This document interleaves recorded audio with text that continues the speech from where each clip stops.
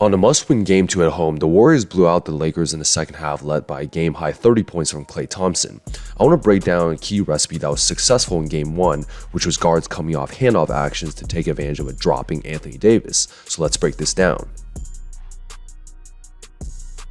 This will be a quick breakdown, but I want to show you guys multiple examples of the Warriors getting open threes and handoff actions.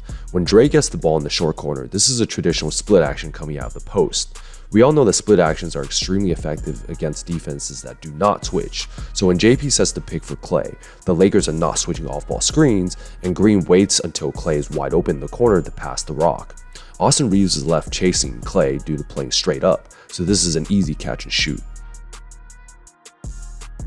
In Game 2, Steve Kerr made the massive adjustment to involve Anthony Davis in as many on-ball actions as possible. The goal is to negate his strength as a shot blocker and try to bring him out to the perimeter and see how high he plays. When Dre comes for the high pick and roll, the Lakers wanted to stick to the game plan of playing a high show while waiting for the guard to recover from the screen. AD did not want to play drop since Klay is a shooter, but also did not play a strong hedge since the Lakers want him as close to the basket as possible. Here Klay dribbles and waits for the perfect moment where there is just enough space to launch a semi-open three. Similar to a defensive big man like Joel Embiid, the Warriors are perfectly suited to counter the impact by the amount of three-point shots, but in Game 1 Golden State really wanted to involve off-ball actions, allowing AD to stay in the paint. On an out-of-bounds play, we have Steph setting a pick for Klay, who just threw the ball in, and Hachimura and Schroeder are playing straight up. The second action involves Draymond with a handoff pin down on Klay's man in Hachimura, and the reason the Warriors went to this is because they know AD will remain in drop coverage and stick close to the basket. Thompson takes one dribble out to the three-point line and has a wide open shot. This play is a clear example of how to counter Anthony Davis's position in Game 1. When the Dubs try to run Klay away from the ball, Reeves is simply in a deny position with AD in drop, so Klay has to either fade or try to backdoor unsuccessfully. When the Warriors realize they can't get anything here, the immediate counter is to run a high pick and roll with Draymond, where AD remains in the paint in drop.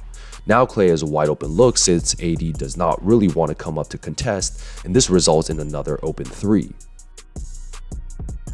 Here's an example of how Klay took advantage of AD in another drop position.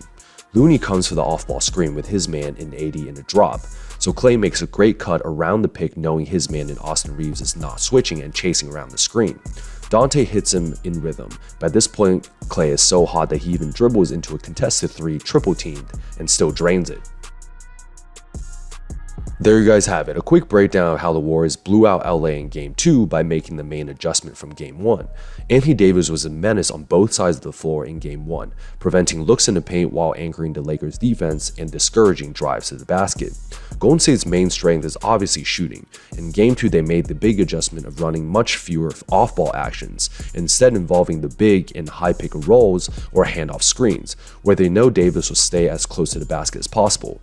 Predicting this type of defensive coverage allowed Klay Thompson to create open looks off of these picks and resulted in a barrage of 8 three-pointers. Props to Steve Kerr for realizing this, and I hope Golden State keeps this game plan going to Game 3 in LA. If you guys like this breakdown, like and subscribe to see more.